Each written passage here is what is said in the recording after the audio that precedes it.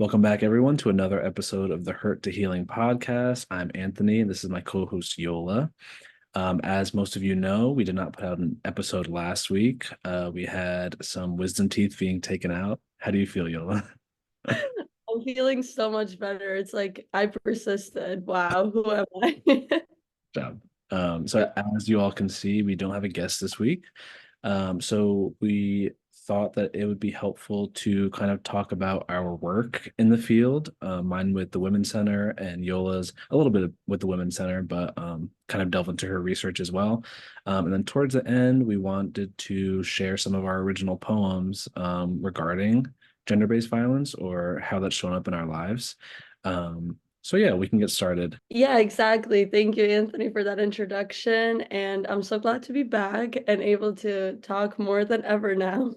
And we just wanted to wish everyone a happy Women's Her Story Month. It's officially March, and transitioning from that, we wanted to just kind of focus on some of the facts and statistics regarding violence. As we have mentioned, 1 in 3 women have experienced physical or sexual violence, mostly by an intimate partner. Approximately 50 million adolescent girls aged 15 to 19 have experienced forced sex at some point in their life, and more than 5 women or girls are killed every hour by someone in their own family. While statistics only pertain to women, as we have mentioned, gender-based violence encompasses people of all genders, all identities, and it's not only specific to women. So this is just the tip of the iceberg, and we want to focus more on just talking about the type of work that we've done and how these statistics have impacted us here at the university and in our own lives. So without further ado, Anthony, would you like to talk a little bit about how the work that you've done at the Women's Center? Talk a bit about what the work at the Women's Center is, how that has helped you, and just kind of anything that you'd want to share in relevance to that. Yeah, absolutely. So I worked at the Women's Center for about a year and a half, and my title was the Men's Project Facilitator. So here at UConn, we have a program that runs through the Women's Center called Men's Project, where typically 2 men take a semester to kind of create a curriculum or create topics that are interesting and helpful to talk about and recruit a group of men to have weekly discussions about those things. So a funny story about how I actually got into it was I was running a radio show my freshman year, and I was super confused on how to get to the radio station. And I wandered into the Women's Center and I asked the person at the front desk um, where the radio station was, and he told me, and I still couldn't find it. So I came back and I was like, "Where is this again?" And he said, "You're the only man that I've ever seen walk into the Women's Center twice in one day. Would you be interested in this thing?" And I was like, "Yeah, like totally." So I was a participant first, my freshman year, and then sophomore year, the job opened up, and I thought that it'd be a great opportunity to hone some of my skills, talk about things that I love to talk about. Um, so yeah, that's what I did for a year and a half. Running Men's Project was a serious challenge for me, starting off because I mean, being a leader can be hard for a lot of people. It can be hard for me at points, especially leading a group of men can be super hard. Often men don't want to be led; they want to be leaders, and you definitely feel that pressure. Or I certainly felt that pressure trying to lead a group of men that were my age. You know, what gives me the right to do that? But talking with supervisors and talking with friends was really helpful in like finding my value there because um I do the work. I do talk about gender-based violence and rape and sexual assault, and I have those things to teach to these people. And that was kind of the center of what we talked about most of the time was like, how as men do we contribute to gender-based violence? Where do we stand in gender-based violence? How do we contribute to feminism and the patriarchy? How do we, what are some strategies where we can balance um, like being a man, but also being an ally? Because that can be a hard balance. Um, and that's a lot of what we talked about over the semesters that I ran the project was where do we fall in allyship, bystander intervention. We talked a lot about parties and that's where a lot of sexual assaults happen. You see people go off and they're super drunk and they're assaulted. And we talked about what that looks like on campus. We also got a lot of help from like media, like when Andrew Tate was a person, he was huge into our talks. We talked about Will Smith slapping Chris Rock. Mm. That was big. We talked about, if anyone that's listening is familiar with the Yukon riots of last year after we won the championship, like I didn't see a single woman push down a lamppost. I didn't see a single woman burn a car. Mm. So we talked a lot about how masculinity fits into our everyday lives. Um, Sadly, I wasn't able to facilitate that group this semester, but I am confident that I set it into a good motion. One thing I wanted to start doing was buying and giving each participant journals and having them write down what they see throughout the week, anything that can pertain to our conversation. Um, and I think that I set it off in a good direction. But yeah, we talked mostly about gender-based violence, allyship, where we fit in feminism, and overall, it was a really important conversations and really empowering conversations, and you leave feeling like you did some good work. And there was a real camaraderie built between the group. Like I remember going out and grabbing lunch with people afterward, or dinner with people afterwards, like developing friendships through a group of men being vulnerable, which is something that you don't find in the natural world so often. And those were the things that were really important to me. Um, Yeah, and I think that's something while you were talking, I started thinking about one of the conversations that we've had in the past concerning Men's Project, because I also worked at the Women's Center and have done work with gender-based violence, and it looks kind of different when calling men into the action and challenging them to kind of see their own masculinity, their own like aggressive, but maybe potentially violent behavior, how that is something that you kind of have to like look at within yourself first, and not just for you, but everyone that is a participant. And I remember you saying something about how the biggest part of the Men's Project was really that you're not just calling people out and telling them, okay, what you said is sexist and what you said is something that culturally has been fed into you, and it's something that actually perpetuates these stereotypes of gender-based violence and could potentially lead to harmful behaviors, but it's something about that you need to call them in. Can you talk a little bit more about that and how you navigated those challenges of doing that? Yeah, that's a great question. Every time I'm in a space where we're doing collective group agreements, my favorite one is calling people in rather than calling people out. Um, and I think it's so important because when we ask folks to look inside of themselves and look at the way society has sculpted them or just their masculinity in general, um, people tend to get really defensive because you're challenging what they know as fact, something that they've known for the past 20 years or 19 years, whatever it is. Um, but you're right, like that's so important because once the conversation becomes combative, no one is learning, and it's just two opposing sides. The benefit with calling people in is you can have them really think about what they said or what they did and think about why exactly they did that and what pushed them to do that. And when they can do that work for themselves rather than me telling them what they just did, it's a lot more beneficial to them. Mm. We actually had a situation where um and this was a huge learning experience for me.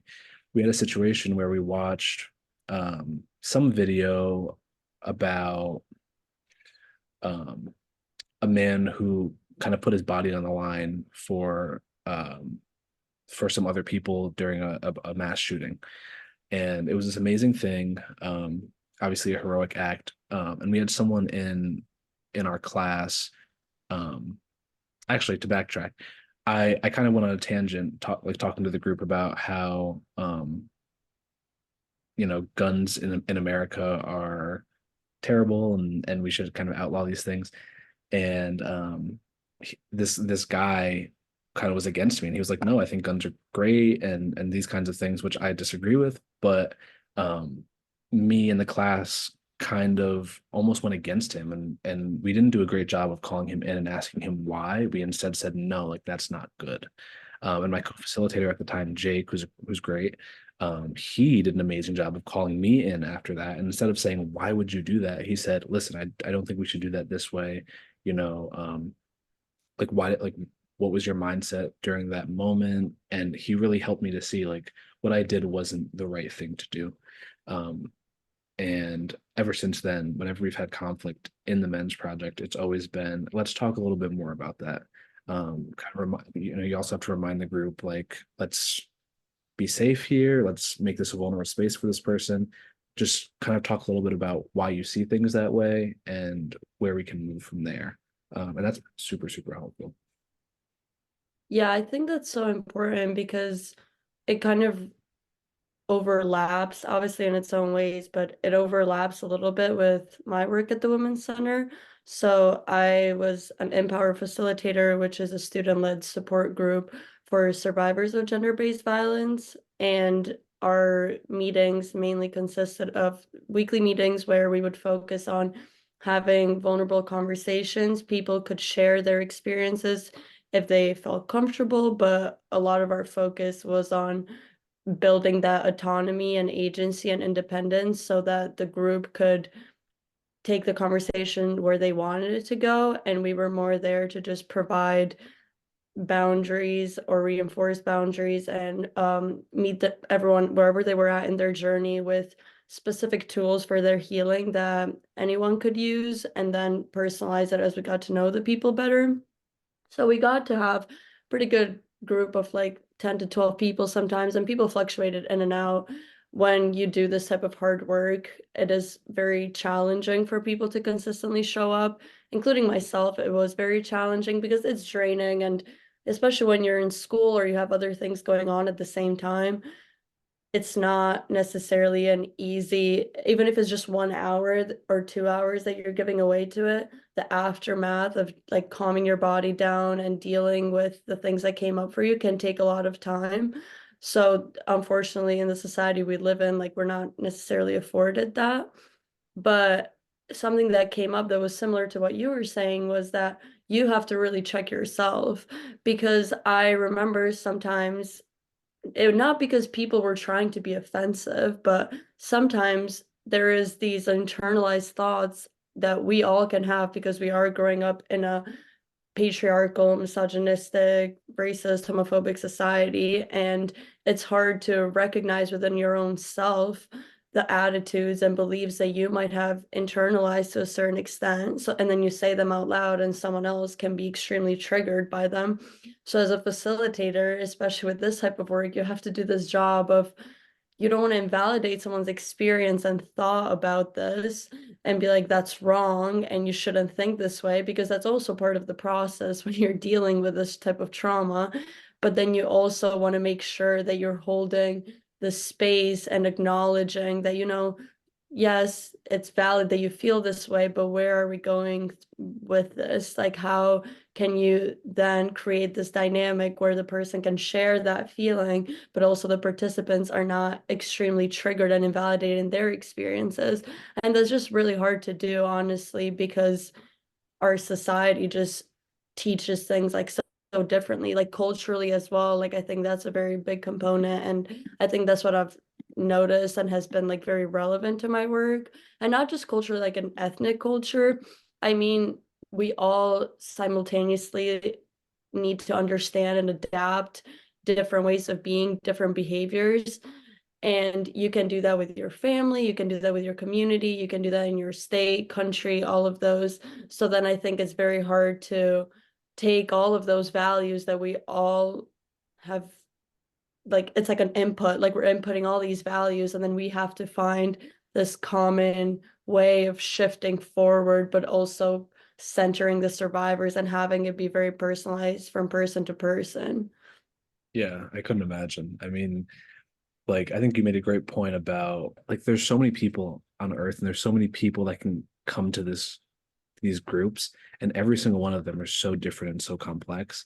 And the really hard part about facilitation is finding the common ground between all of you, finding something where we can all feel safe and we can Mm, all feel on like this wavelength where we can have conversation that flows and we can feel comfortable with each other. But it's such a difficult task when there are so many different experiences walking into the room. Like mhm, I never attended in power, but I know that like people's assaults don't look the same. People mhm. can have different definitions of assault, and I couldn't imagine finding like that common ground between 10 to 12 people who have vastly different experiences. I couldn't imagine. And that's the thing. It was a learning experience for sure. And then I've also attended support groups like independently on my own. And then it's kind of difficult to then shift out of that, but it's also so helpful to be on the receiving end. And I think that's what was helpful for you with men's project as well. When you said that, well, at first I was just part of the group and then I was on this like leadership role, because I think then you start seeing this you have a better understanding of what it is and what the power dynamics are, because a huge part of gender-based violence and just violence in general are these power dynamics. So then it's, how do you make sure that even if you are in a quote unquote power position, leadership position, you're not perpetuating those dynamics, and you're instead creating this new space where we can all move forward and not just continue to operate in this vacuum. And I think that's just one of the most important ways that we can acknowledge the gender-based violence and the violence that we ourselves perpetuate to some extent, because I think that's the reality of it, whether we like it or not, we all do. And it's frustrating, and it's just very discouraging. Whenever I catch myself saying something that I didn't think, like, I realize where that stemmed from for me. I'm like, that definitely was like underlying some sort of trauma, some sort of behavior I've been taught, and then the disappointment that I feel after, because it's, I did all this work. I do all this work at the Women's Center, and I do all this work with my research. How is it? And that's the thing, no one is safe. We all operate under this, and that's why we all need to find a safe space and create those within ourselves and other people. I think you made a great point. I think to that same point, that's also the same reason we should give ourselves grace because we do operate all under the same umbrella of craziness. And there are times when we do something that we didn't think that we would do or that we deem as problematic ourselves. And because we operate under that umbrella, we should give ourselves grace. So, to shift quickly, you worked at the Women's Center for, was it a year and a half? But you are part of this bigger research project in Albania. So can you talk a little bit about that? Yeah, I've avoided talking about it to the extent that I probably talk about it now so much. So I want to acknowledge that, because I think it's important to show that obviously I'm passionate about this type of work, but I also tried to avoid it because it is a lot. So if you are in a similar boat or scared of the same things, it's okay. I see you. But yeah, I'm a bold scholar, and I started this project. Being a bold scholar at UConn, it's basically this fellowship type of program that you get to come up with a social problem that you would like to tackle. You pick the social problem, and then you pick a way to help move forward the field that tackles the problem, or find a solution, or just bring awareness. And it can be in any form you want. So it kind of allows this creativity, but also offers a lot of financial help so you can grow a lot career wise and academically.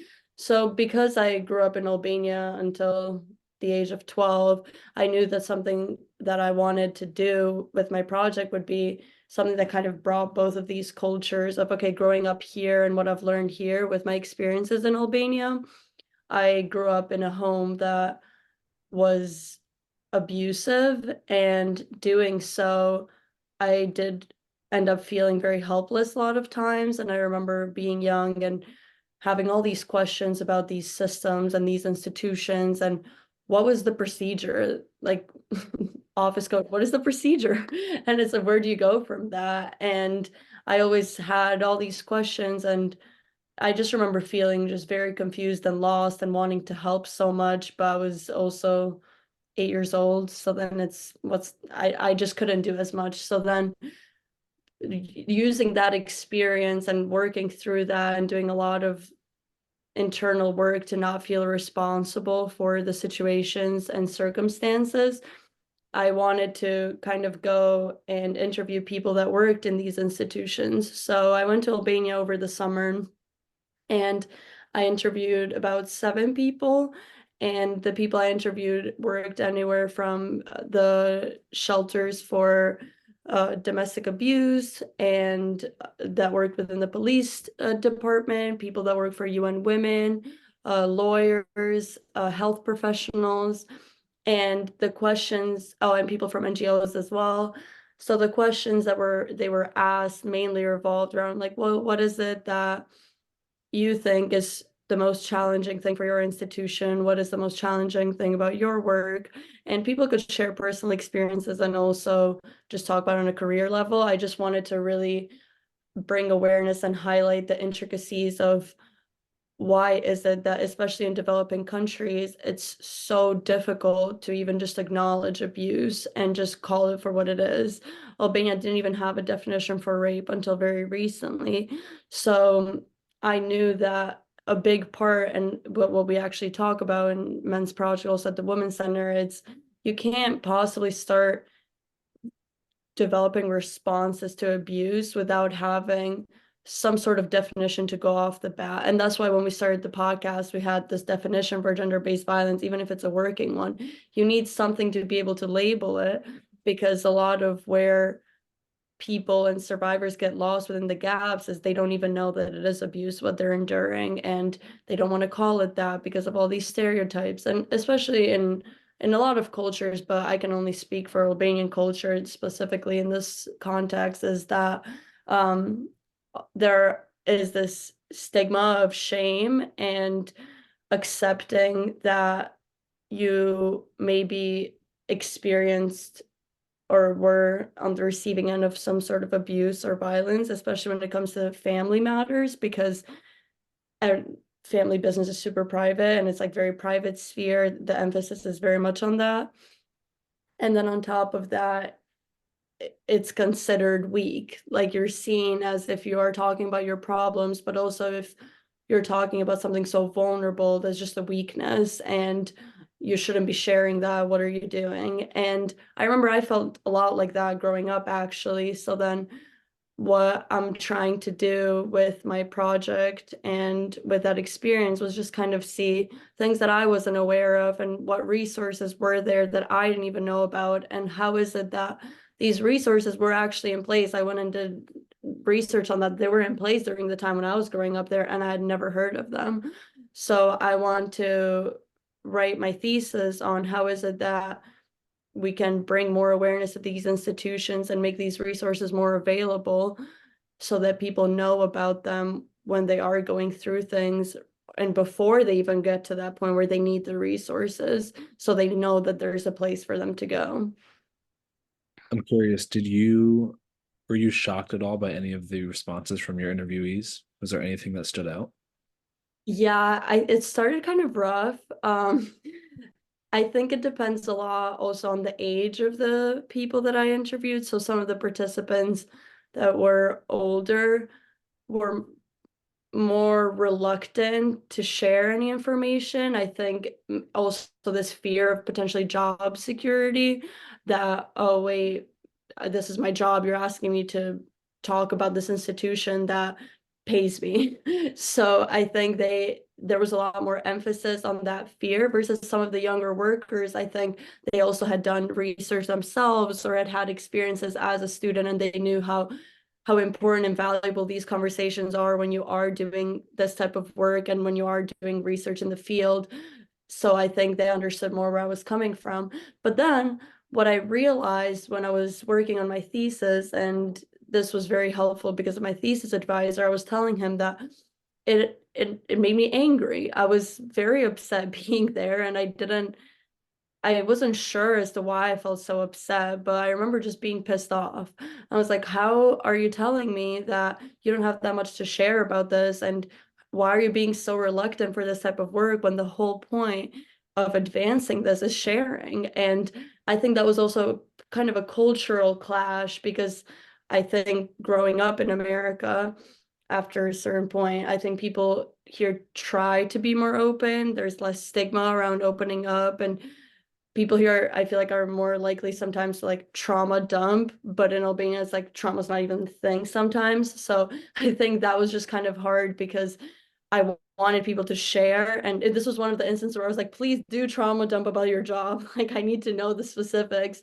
And there I was met with this kind of reluctance, and I remember just being very angry because I didn't know how to just like tear down these walls.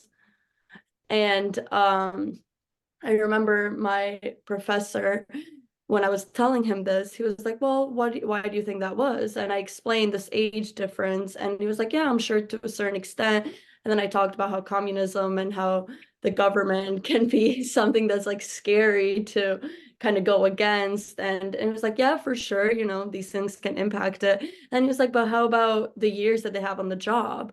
And I was like, hmm. And then he said that something that a lot of people realize in doing field work is that essentially people that work with survivors of gender-based violence or do work with gender-based violence, they're kind of survivors themselves in one way or another. And I was like, well, yeah, I know that you can have your own personal experiences with that. And he said, but even beyond that, he was like, think about secondary trauma. Think about how when someone shares their trauma, even if you don't directly relate to it, you are still living in this society that impacts you in one way or another, even if it's not directly. So then he was like, you have to talk to them or approach them as if they themselves are survivors, because they are. And then that kind of shifted my mindset a bit. And I didn't realize how I was sort of blaming the people that I was interviewing for being afraid of opening up, because in my brain it was like, you're in this job expected to do that. And then I realized how I've also been in a job where I'm expected to do that and have struggled so much, because you have to maintain multiple dynamics at once and then add your employment and your life security to that.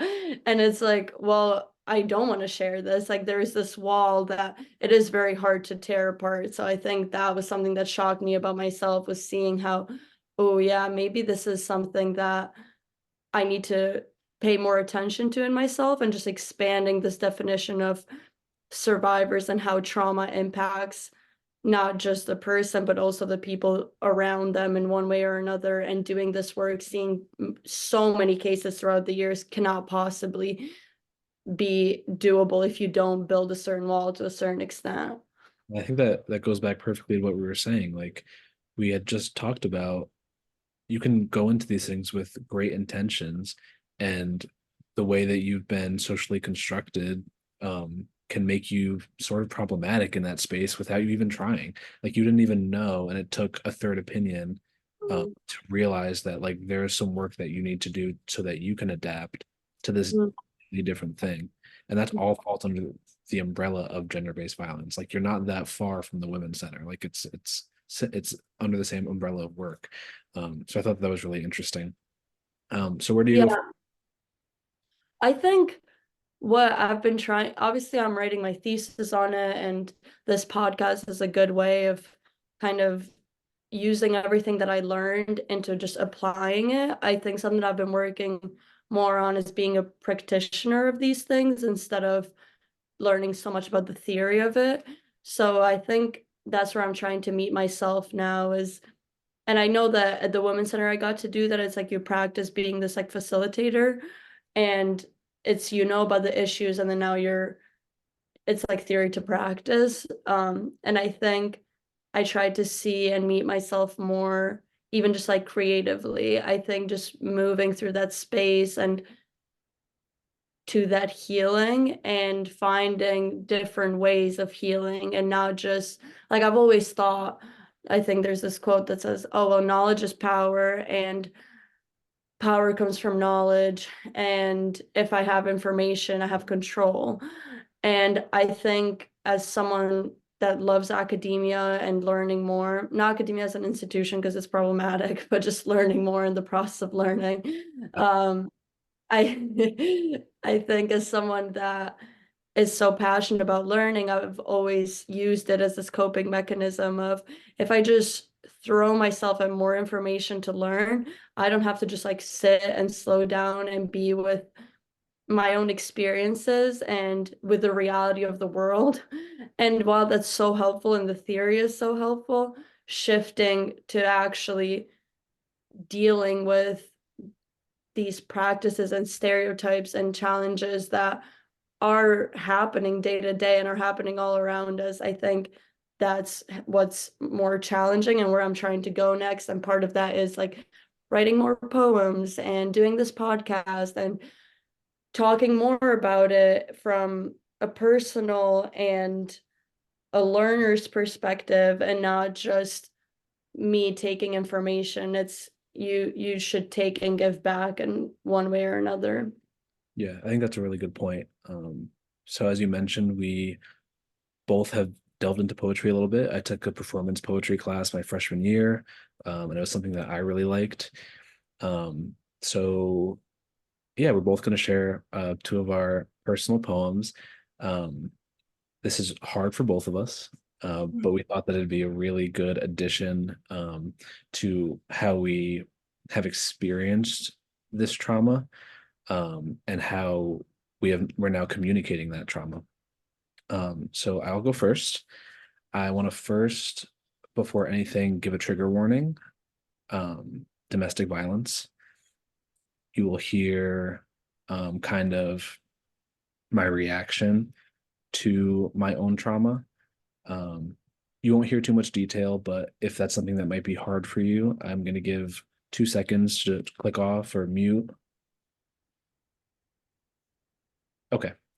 So for some backstory, I wrote this 2 years ago. I'm only going to share part of it. But for some backstory, I lost both of my parents to gender-based violence when I was 3. My mom passed away. My father has been in prison ever since. Um, and it's a struggle. I mean, it's something that I was naturalized into. I can't imagine life any other way. But I know that a lot of my personal issues, a lot of the problems I face today can stem from this kind of thing, this thing that happened. Um, and I thought that writing this down was a really good way to get some of that out, especially creatively. So I'm going to start now. It was homemade meals to microwaved ones, two-parent households to having only just one. I come from prison visits that feel like sensory overload and graveyard visits where my young tears showed. Tears that flowed like an unbothered stream, and darkness that followed my family like a fiend. Darkness that made a home back into a house that put a ton of pressure on my aunt and her spouse. I come from independence and honesty because all that sugarcoating and birds and bees talk was no use. My innocence was stripped too young, but I still had no excuse. I was taught to work hard, but not too hard because it could all get taken like that. I come from loss like heartache that eats away your pride. I come from loss like heartache that pushes feelings aside. I come from loss like heartache and my tears never dried. I come from loss like heartache, all because my mother died. So that's the part that I'm sharing today. Um, I'm proud of that poem. I like that poem. It was really hard to write. I shared it in front of a class 2 years ago, and that was really hard too. Um, but yeah, I think that I did a good job detailing some of the feelings that come from starting your life going through gender-based violence and what that's like going after. So, would you like to share? Yeah, yeah, I'll share. I just want to take a second to just say I'm proud of you and I love you. I love you And too. I love you too. this, I know, and you've mentioned that you've shared it in the past, and anytime you share it, it doesn't necessarily get easier. And I could feel what you were feeling as like the emotions were going and going. And I just, I'm just very grateful to know you and have you share this in this podcast and just use the experiences that you've had and transform them into something so helpful and so beautiful. Thank you. I really appreciate that. I love you back. Well, yeah, I'll share mine. Context into mine. I mentioned a little bit of growing up in a home that was abusive. And I just want to acknowledge if anyone from my family is listening to this, this is just my own experience, it's not anyone else's experience. I know that gender-based violence and domestic abuse impacts people in different ways. And yeah, this is just my experience, and I still love everyone so much. It's just, yeah, I'm just gonna start. Um, Beside my grandma, lying still, he fell asleep. I softly weep. I hold her hand, tried to take away her fear. She'd whispered to me, "Don't worry, dear, I'm still here." I cover her body with my little hands and feet as I continue to weep, and he continues to hit. "Grandma, here, I'm here. Don't hide your fear." Shielding her from harm, I cannot escape the palm. Promising her safety at the age of 9, I wish I had more time. More time to protect her body and mind, give her all of this love of mine. But no amount of love could erase the stain of the violence endured and the endless pain. Years later, I still tried to rewind to a world where safety wasn't so hard to find. I look for an escape, a glimmer of hope, at the hands of the protector who once helped you cope. But the cycle of violence tightens to choke as I sit still, watching in silence the same way you did. The pain lingers, and I know I've been hit. But I'm a survivor, so I will never quit. Now I know what it means to love in fear and still persist. That was amazing. And I'm equally as proud of you for sharing that. That's really hard to share. I think the all you can ask from a poem is to make you feel something. And the chills that sent down my back, the first 4 lines, and then on was insane. Um, and that was beautiful. And I appreciate you sharing. I love you. Thank you. Um, and wow, that was I know impressive. I can't believe we did this, but honestly, we just wanted to use this episode as just another way of and another means to kind of show how both of our experiences, domestic violence, domestic abuse, totally very different experiences, and often they happen behind closed doors, and they kind of tend to stay there in one way or another because it's so vulnerable and scary to share, but a great way of breaking the silence, which we've been trying to do, and moving from this hurt to healing can be used for sharing these personal experiences because it helps create a sense of solidarity. It shows that like we're not alone. Anthony and I share some of these feelings, some sort of trauma, and maybe some of you or a lot of you will resonate. So we just wanted to give this space and honor a lot of, we're not the first people that have written poetry about this, give some space to honor that. And if any of you have any poems you would like us to read or share, or any piece of work, anything, feel free to reach out to us, and we will do our best to honor your experience and share that with anyone that you think might find it helpful. Course, and it goes without being said. If you choose to remain anonymous, we would obviously honor that. If you want your name out there, we can also do that. Um, and yeah, I think you made a great point. It's been really helpful for me to put these kinds of feelings on paper. I think you shared it was helpful for you. So yeah, if this is something that you're struggling with, this is an option. Maybe it's not poetry, maybe it's drawing, maybe it's writing, maybe it's singing, maybe it's playing. But hopefully, after hearing this, you may feel empowered to put it somewhere else if you can. We chose paper, but yours could be anywhere else. So if you have no more comments, Yola, we would love to thank you for listening. If you made it this far, we appreciate you so much. If you only watched 10 seconds, we also appreciate you so much. And yeah, thank you so much. Happy Women's History Month. Again, if you want us to share anything, please message us. My Instagram will be in the description. Yola's Instagram will be in the description, or our podcast's Instagram will be in the description. And thank you so much for listening.